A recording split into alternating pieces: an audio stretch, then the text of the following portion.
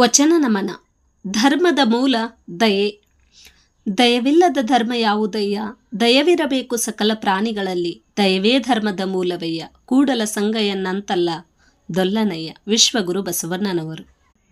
ಇದರರ್ಥ ಶೋಷಿತರನ್ನು, ದೀನ ದಲಿತರನ್ನು, ಅಸ್ಪೃಶ್ಯರನ್ನು, ಅನಾಥರನ್ನು ಮಾನವೀಯ ಅಂತಃಕರಣದಿಂದ ಎತ್ತಿಕೊಳ್ಳುವುದೇ ಧರ್ಮ. ಧರ್ಮ ಎಲ್ಲರಿಗೂ ಹಿತವನ್ನುಂಟು ಮಾಡುವಂತಿರಬೇಕು. ಒಬ್ಬರ ಮನವನ್ನು ನೋಯಿಸುವುದಾಗಲಿ, ಒಂದು ಜೀವವನ್ನು ಹಿಂಸಿಸುವುದಾಗಲಿ ಆ ನಡೆ ಯಾವುದೇ ಧರ್ಮ ಒಪ್ಪುವುದಿಲ್ಲ. ಧರ್ಮ ಪರರ ಕಣ್ಣೀರನ್ನು ಒರೆಸುವಂತಾಗಬೇಕೇ ಹೊರತು ಭರಿಸುವಂತಾಗಬಾರದು. ಸಕಲ ಜೀವರಾಶಿಯನ್ನು ದಯಾಭಾವದಿಂದ ನೋಡುವುದೇ ನಿಜವಾದ ಧರ್ಮ.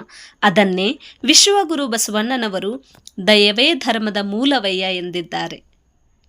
ನನ್ನ ವಚನ ನಿಮಗೆ ಇಷ್ಟ ಆದರೆ ಲೈಕ್ ಮಾಡಿ, ಸಬ್ಸ್ಕ್ರೈಬ್ ಮಾಡಿ ಮತ್ತು ಶೇರ್ ಮಾಡಿ, ನನಗೆ ಸಪೋರ್ಟ್ ಮಾಡಿ. ಧನ್ಯವಾದಗಳು.